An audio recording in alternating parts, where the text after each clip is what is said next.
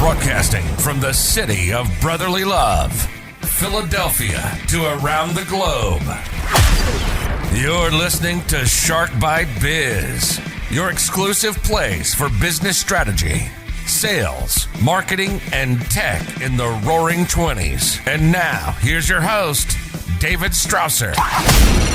I'm David Strausser, and it's time for another smashing episode of Shark Bite Biz, your place to grow a business during a global pandemic. As always, I scour the deep, dark corners of the internet to find you all the brightest minds in the world and showcase their knowledge on this very podcast. Today is no exception. Most companies have a marketing strategy that is seriously just a big waste of money. They spend it in the wrong ways, but because of just the sheer volume of money that was wasted, they are getting results. They think it is working, but realistically, it is seriously underperforming what they could potentially be doing. They are wasting money and they are cutting themselves short of results. Generating recurring, predictable revenue is key, and marketing is one of those main tools that is going to allow you to achieve that. With everybody online working for the most part, you may think what you are doing is just going to be a blur to them. But reality is, if you do it right, potential customers will respond. That is a fact, my friends. So who is today's guest?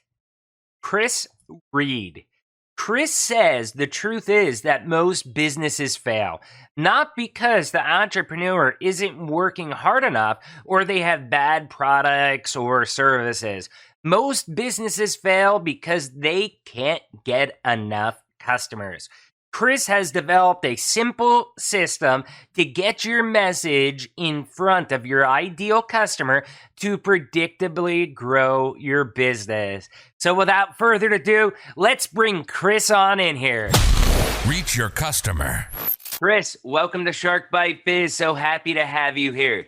Man, it's awesome to come to you from Saigon in Vietnam. Yeah. I've got to say, we've had people from Hawaii on the show. You are the first person in Vietnam to visit Shark Bite Biz. Man, and I tell you, I'm in the future. It's a Thursday night here. You're just having your morning coffee, and I'm ready to go to bed. Oh yeah. I hear you there. So, I know who you are. I got this beautiful bio and all these questions about you. But for all of our viewers, listeners out there, we have this, it's a tradition here. Very first question. Who are you? What's your experience? What's your background? Tell us about the real Kris Reid. Yeah, so I'm Kris Reid. I'm a dedicated yogi. I spend a lot of time doing that and walking my dogs, which I enjoy very much. But when I'm not, leisurely enjoying my life, I run a digital marketing company. And, we help companies, survive. The truth is that most businesses fail, and they fail because they can't get enough customers. And so, we've got a pretty simple way of getting your message in front of your ideal customer and predictably growing your business. So, that's what I do when I'm working. Great. But how did you get to where you're at now? There's got to be some driving factor that made you realize, like, hey, look, I need to get customers in order to grow a business. Could you explain that? Yeah, sure. And it happened like a lot of people get into business by happenstance, not by, any wise drive of my own. Right. So I'm accidental entrepreneurs. That's exactly it. I'm originally from Brisbane, Australia, a country boy. I studied software engineering at university because, I couldn't ride horses well enough to round up cattle. Once you study software engineering, there's really two ways you can make money. You either move to Silicon Valley and work for a tech startup, or you go and work in finance. I took the finance route. I would contend that there's a third one. Okay. Yeah. I studied software engineering, but I can engineer, program, all that stuff. But I actually was like, no, I'm going into the sales side. I want to understand how this stuff works to actually sell this stuff. That's the route I took. Yeah. But I mean, well, generally you still got to be in one of the IT hubs of the world to make any decent money. Like Brisbane is a backwater, like no one even knows where a computer is, software jobs are very limited there. So I took the finance route. I moved to London, worked for a bunch of big banks, which is pretty soul destroying work, but they pay enough money that you learn to forget about it. Had Europe as my background, which was awesome. You spend the week working 9 to 5 in London, then go to Paris for the weekend or Amsterdam or whatever. I'm envious of your travel. I mean, Australia to Vietnam to living in London with Europe as your backyard. That's awesome.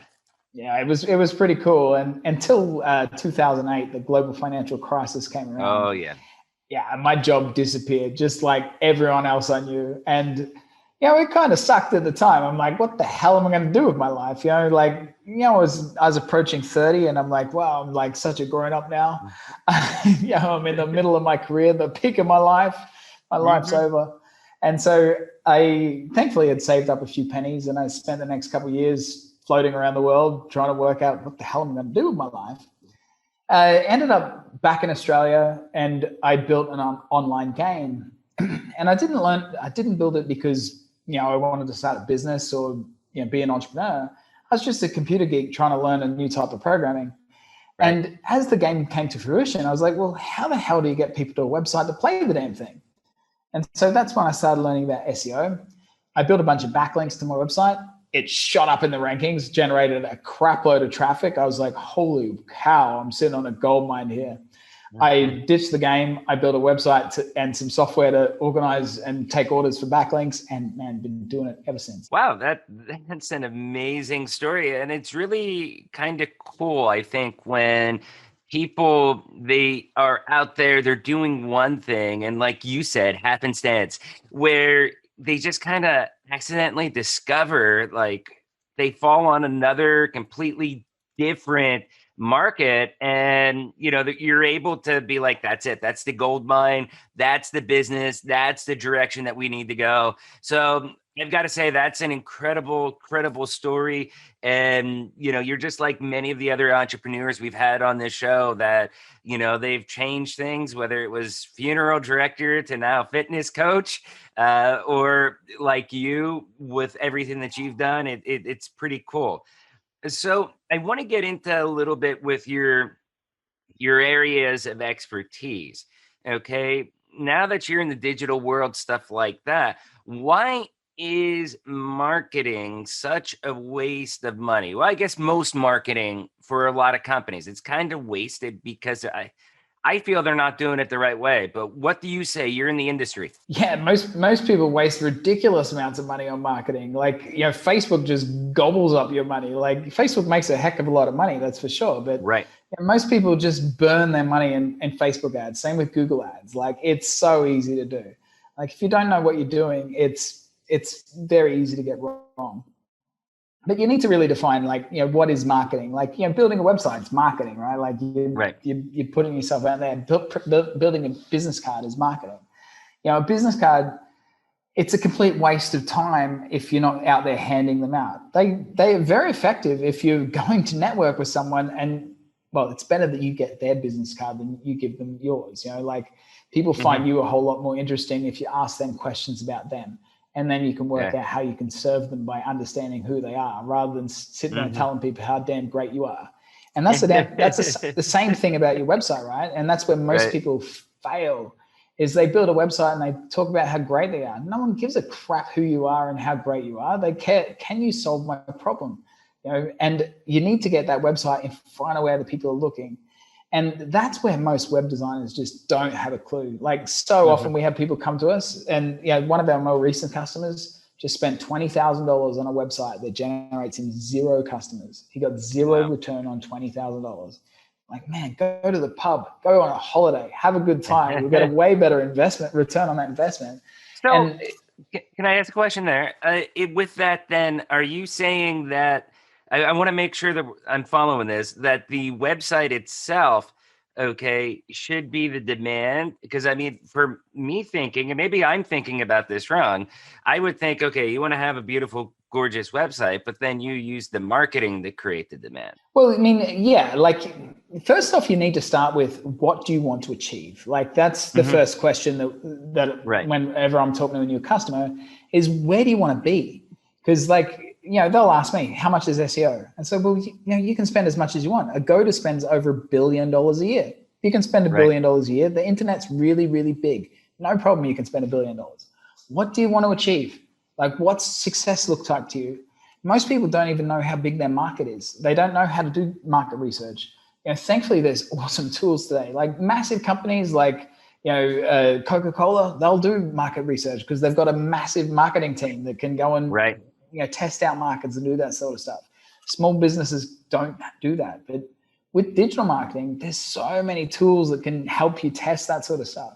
And like, understanding SEO, so SEO is search engine optimization, and you're looking at what people are searching. If you can tell that people are searching for your product and services, or the problem that your product and services solve, then you know that there's a market there. You can know that you can go in there.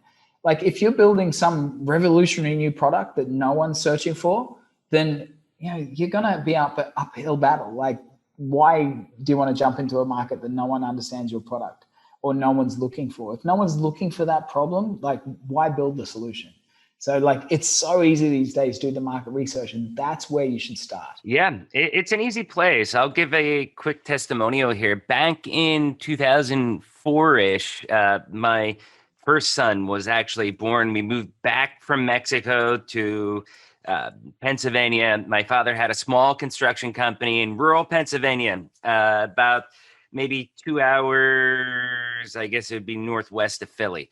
And basically out there, like he was using this service, I forget, Magic something, and he was paying like $100 for roofing leads. And I'm like, wait a second. Okay, that's good. You're getting leads so that you can go do jobs, but why don't we just build you a website and then let me do marketing for you so that way we can try to get the leads directly to us cheaper than having to buy them off the service. And it actually worked pretty darn good for us. Especially if you get into an old school industry like roofing in rural Pennsylvania, there was nobody doing it except for these big companies, and they knew that. So yeah, maybe I was paying a little bit more, competing against them for pay-per-click, but it worked out really good. I mean, his business really, over the course of 3 years, we were able to grow it about fivefold, and then he ended up selling it. So buying leads off someone else is they own your business. It's really risky. This morning, one of our newest customers from today, when I spoke to her this morning before she signed up, she was spending $5,000 a month with Zillow. We work a lot in real estate, and Zillow is a massive real estate website in the US. She's spending $5,000 a month. She just increased it to $7,500. So like that's a lot of money, right? $5,000 is $6,000, $60,000 a year. She got $200,000 in revenue from that. Like that's not a real good return, right? You spend $60K and you get $200,000 back. Like that's not a great return. And like I explained to her, well, even if you were spending that on SEO, you own the platform. And next year you'll be getting that same return, even if you stop spending the money. So you get to keep that $60,000. But the beauty with SEO over any other form of marketing is it's a compounding. Any paid traffic that you're buying from Facebook or YouTube or wherever, you stop paying, you stop getting. Where like SEO, it's compounding. What you did last month, you get this month, and next month, and next year. Like so there's no better return. Is that how you'd explain the difference then between Facebook, YouTube marketing versus search engine optimization? Not particularly. I'd like Seth Godin, who is a fabulous marketing, the granddaddy of all digital marketing. He coined the term interrupt marketing. You're interrupting people. You're getting in front of people's faces where they want to be doing anything else. Like whether it's a targeted Facebook ad or a YouTube ad, how many times do you actually watch an ad on YouTube, or do you hit skip now? You always hit skip now. I always no one wants that shit. You know, In and fact, same I with bought Facebook. YouTube Premium to get out the ads. Exactly. Everyone does. No one wants to see that crap. And another thing, just the other weekend, I was sitting at a cafe playing with my phone, playing with Facebook. I saw a really nice ad for copywriting. I thought, wow, that's cool. I clicked on it. I saw his stuff. I'm like, yeah, this is cool. I didn't have my credit card with me. I couldn't buy it. And so I didn't become a customer. He still paid for the click. So it's like, not only are you interrupting people, they might not be in the position to buy anything at the time.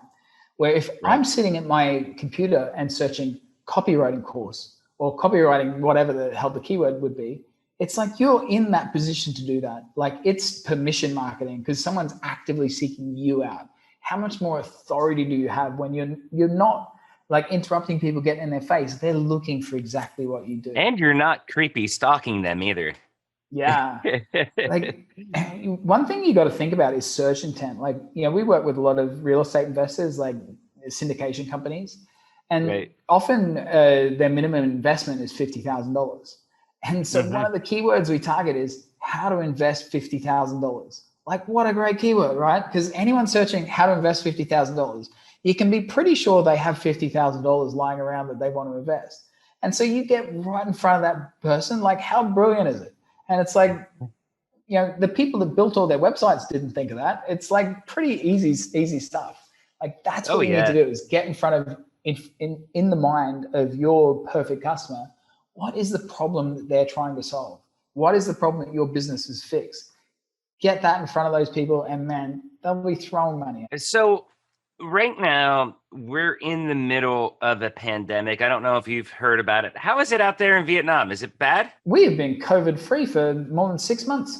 Wow. That's what strong government can do. Okay, I'll leave that right there. But, you know, we're in the middle of this pandemic. You have a lot of people working from home, you know, commutes, school, all that stuff has been disrupted in a lot of the world, especially in the United States right now. So how does the traditional marketing, you know, think radio, TV, stuff like that, measure up really against the SEO and the digital edge? You think, what better time is there ever to be working online? You and I are having a conversation right now across the other side of the world. There's 12 time zones between us, right? It's 9:24 p.m. right now. It's 9 a.m. in your time. Like, miracle of Zoom. Exactly. How beautiful is it that we can do that? Like, we don't have one single customer in Vietnam, and we never plan to. We like living here. We like basing here. All of our customers are either in the US or Australia. And yeah, I've hardly ever met any of our customers in person ever. And you know, I've been doing this 10 years, and like, I've met a few in Brisbane. You know, that's it. You know, what a great opportunity to work online. And I tell you, since this pandemic, like when it first happened, you know, I pooped my pants a bit. I'm like, how bad is this going to get? Like we lost one customer almost straight away because he's a professional public speaker and his income turned off, and it's still off. So he was, and I'm like, oh my God, how many customers are we going to lose? That was the only customer we lost. And we have grown just month on month on month. Like, our biggest problem is recruitment. We cannot get people fast enough.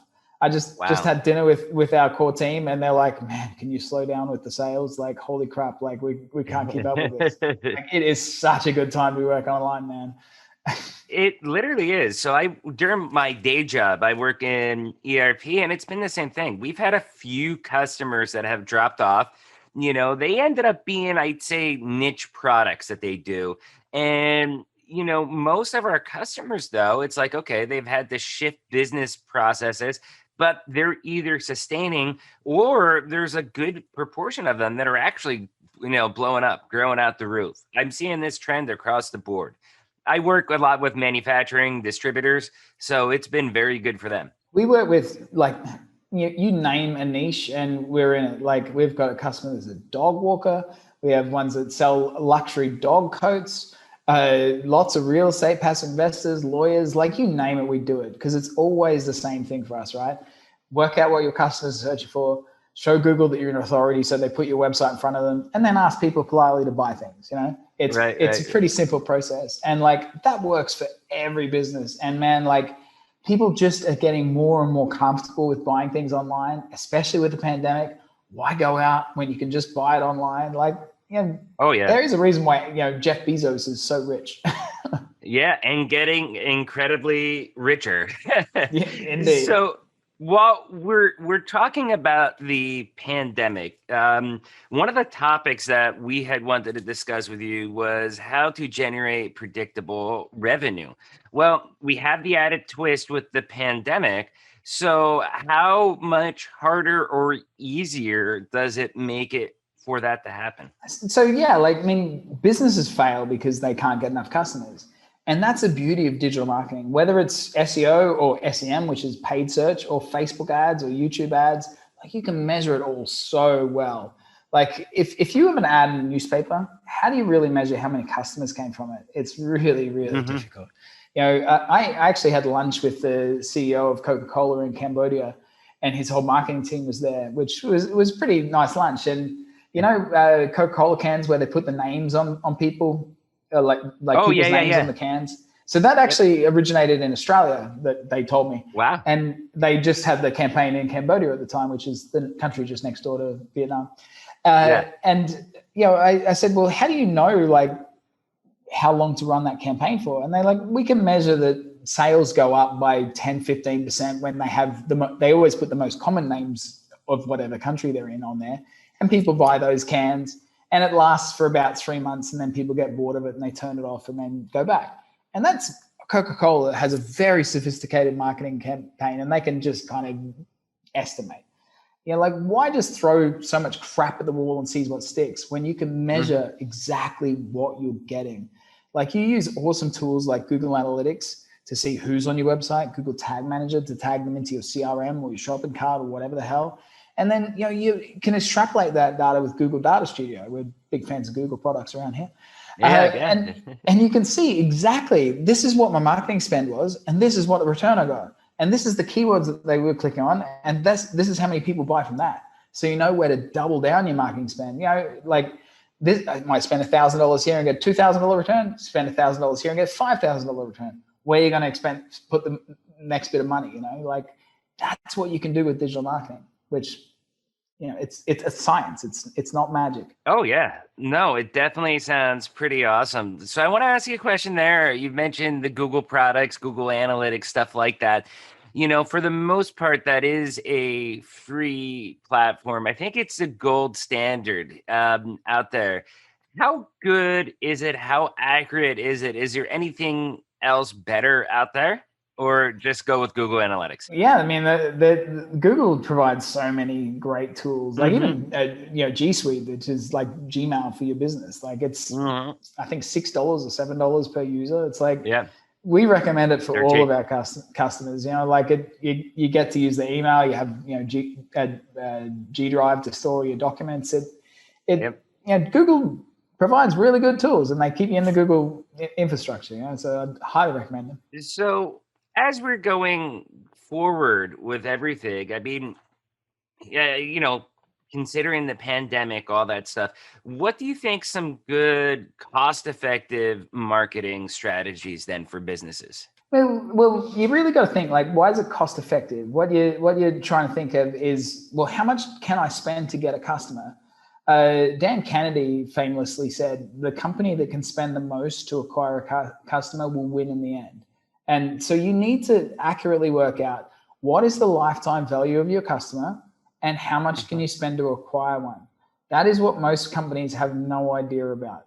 Like, my wife just opened a new restaurant, and we're trying to help her work that out at the moment. It's brand new, so she doesn't know the lifetime value of the customer. She knows what the average spend is, but it's a local restaurant, so you're going to have people coming back a lot. So even if they spend $10 per visit, it's like, well, how much can you spend to bring that person in? Because they might come back once a week forever, or even if it's like once a month for 12 months. So now they spend $120. So you can spend $20 to bring that person in, even if they're only spending $10. You need to work these sort of maths out, and that's how you work out how much you can spend. Like why spend $1,000 if you're only going to make well, 1,100. Is it worth the hassle?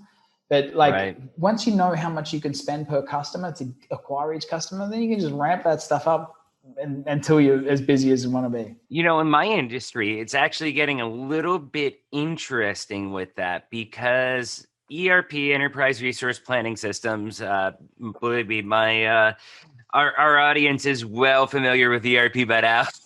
But with what I do, it's old school business. Okay. So you used to sell the software. People would spend, you know, 20,000, 150,000 on one-time purchase of software. But like everything else, especially during the pandemic, it's modernizing. So, you know, everybody's starting to do the SaaS model with the monthly payments for the software.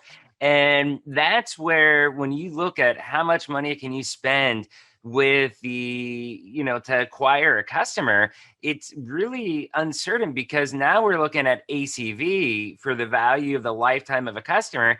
And then it's like, how long do you want to consider that customer is with you for? 3 years, 5 years, 10 years?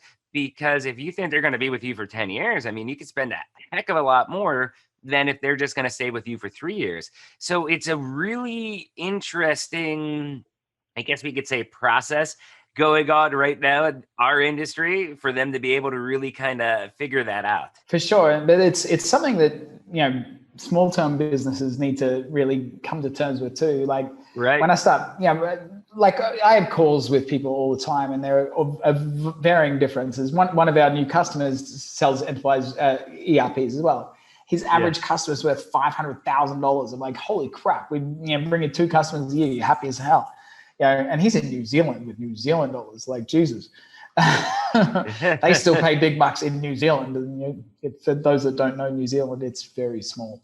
I think there's like 4 million people or something. It's like an island just off Australia.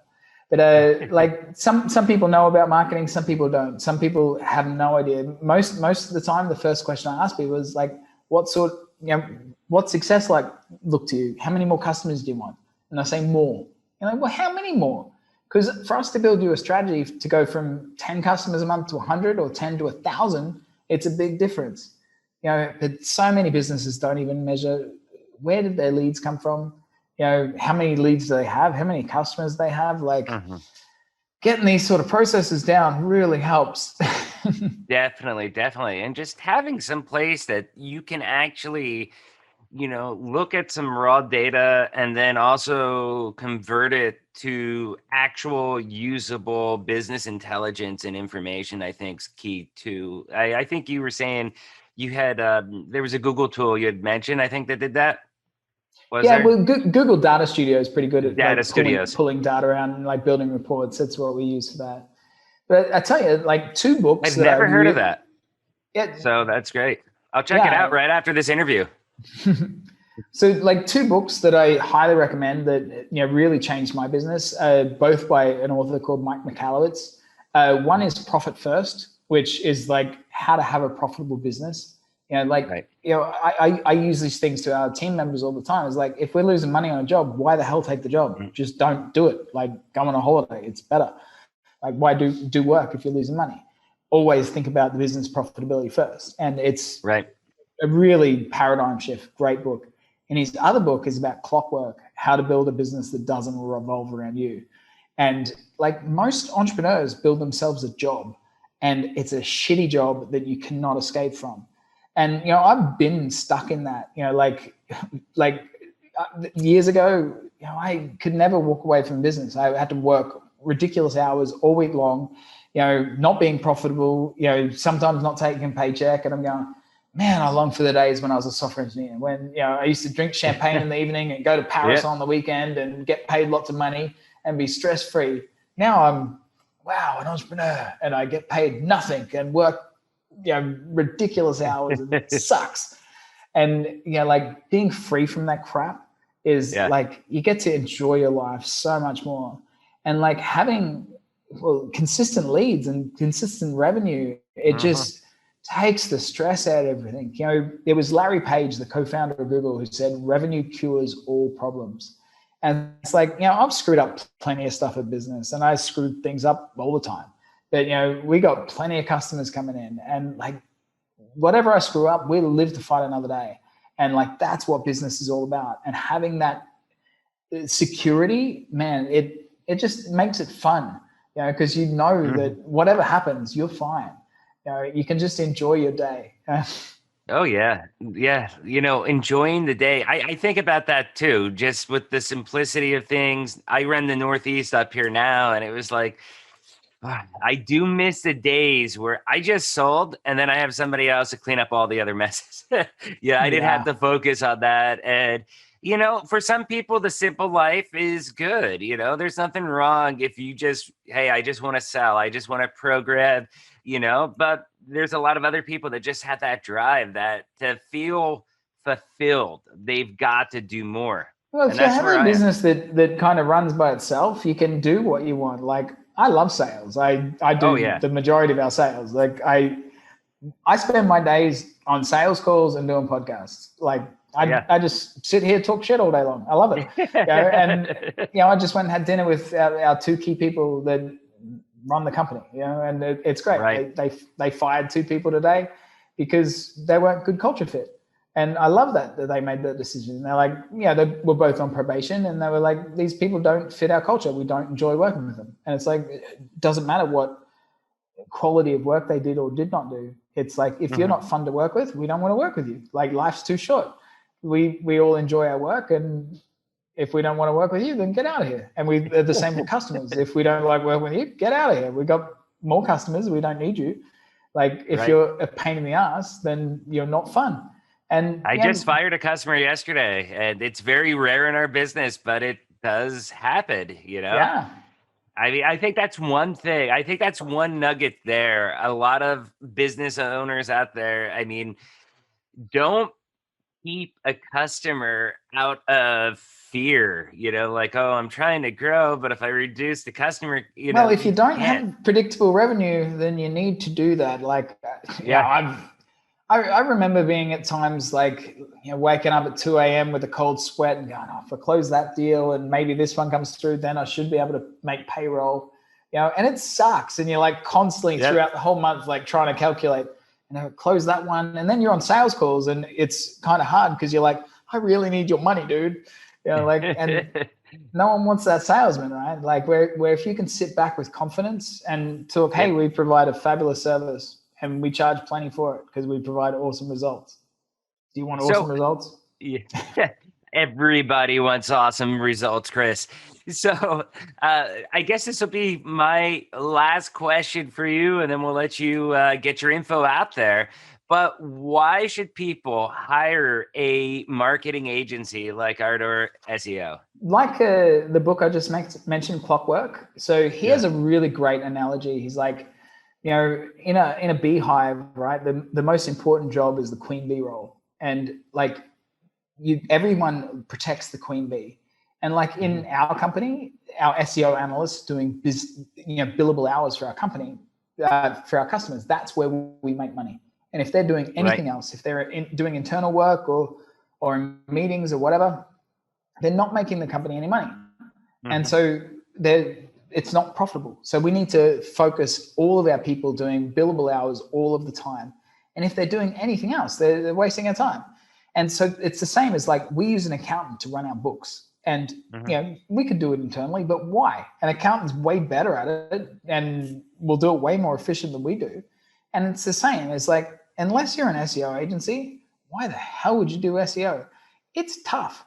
Like, even if you hired one expert, your expert is never going to compete with our team, because we never have one person working on one project. We have a content team that are doing that, marketing people, SEO analysts, developers, designers, a suite of people that'll always be the best person to do whatever job is needed.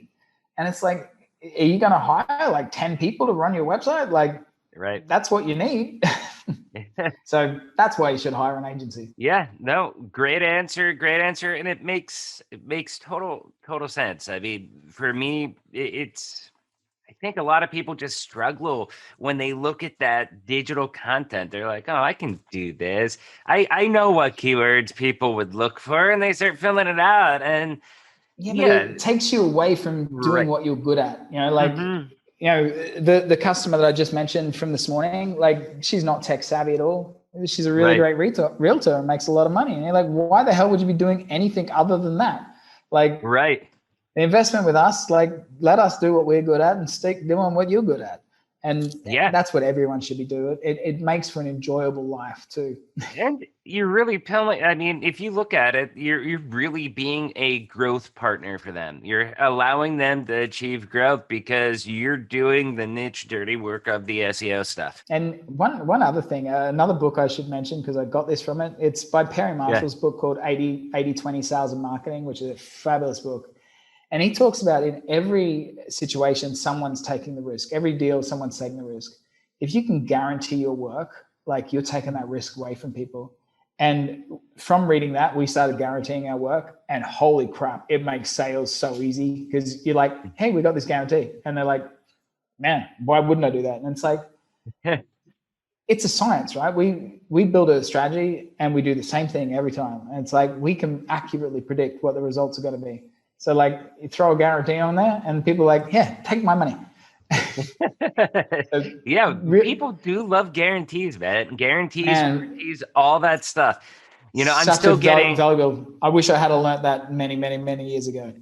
Yeah. Well, I get calls every day about upgrading my car warranty. So yeah, people love it. But anyways, hey, this has been an amazing interview. How can people reach out to you? So 2 things. If you go to Google and you type in the coolest guy in SEO, if you don't see my face, you're not looking very hard, because it should be everywhere. But also, if you have any doubt in how SEO can build your business, go to ardorseo.com/sharkbitebiz, and you'll see my pretty face there.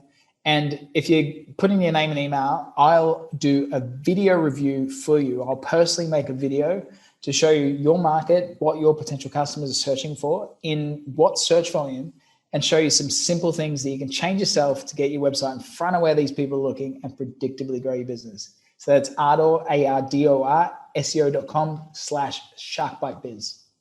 Yep. And we will have the link on the description anywhere you're watching or listening this interview. And Kris, I fact checked you. I threw it in Google. I put the coolest guy in SEO. Your darn picture is right there. So you can't argue with Google, man. No. Hey, this has been wonderful. It's been enlightening. I think you gave us a lot of good, fun stories about your life, your business, your expertise. Hey, thank you so much for coming on to Shark Bite Biz. Thank you, sir. Yep, have a good one. Cheers. Awesome interview with Kris. Totally loved it. You could tell that guy knows his stuff.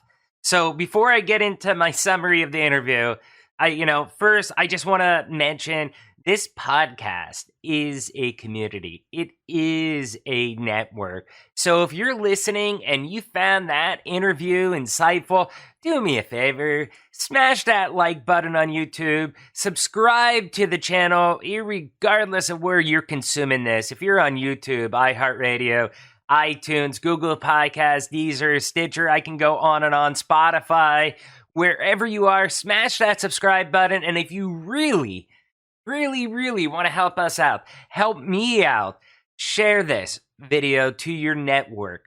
I would love nothing more than see Shark Bite Biz actually trending on LinkedIn. Help us out as we grow this channel, get you more and more experts on the show, and really just build out this awesome community that we got going.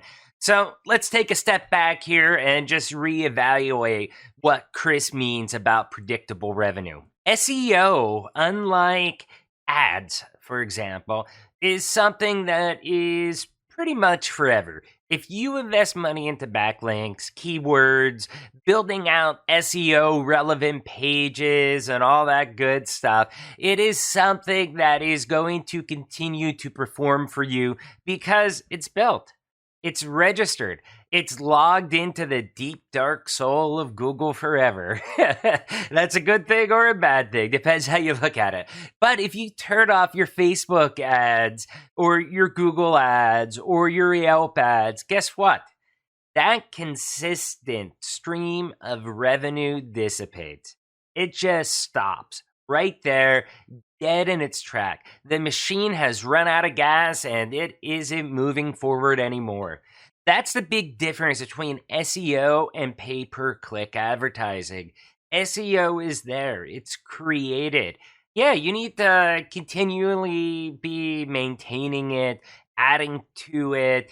Nobody's ever going to have something that's perfect. You're always going to have to build onto it. But once you've invested that and you get that going, the results that you're going to get are going to end up being way cheaper over time than the quick fix boom of pay-per-click advertising.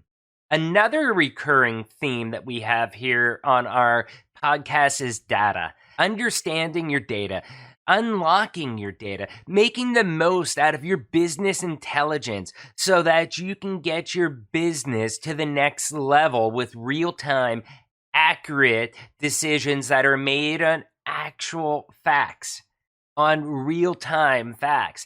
As I like to say in the ERP world with Vision 33, it's like having one source of truth to know exactly where you are at. So that was a fun video with some great conversation. Today's discussion topic, SEO, PPC, Facebook, or whatever. What's your mix of your digital presence? Let's discuss in the comment section here on YouTube, and I'd love to hear what everybody's doing. Lastly, you want to be a guest on the show? Do you have a good story to tell about your business and the changes that you had to make, the lessons learned, all that kind of fun stuff? If so, shoot me an email, david@sharkbitebiz.com. I'd love to have each and every one of the viewers out there, listeners out there of Shark Bite Biz on this show telling their story. So, as you all know, I'm David Strausser. This is Shark Bite Biz, and we'll see you again next episode. Cheers.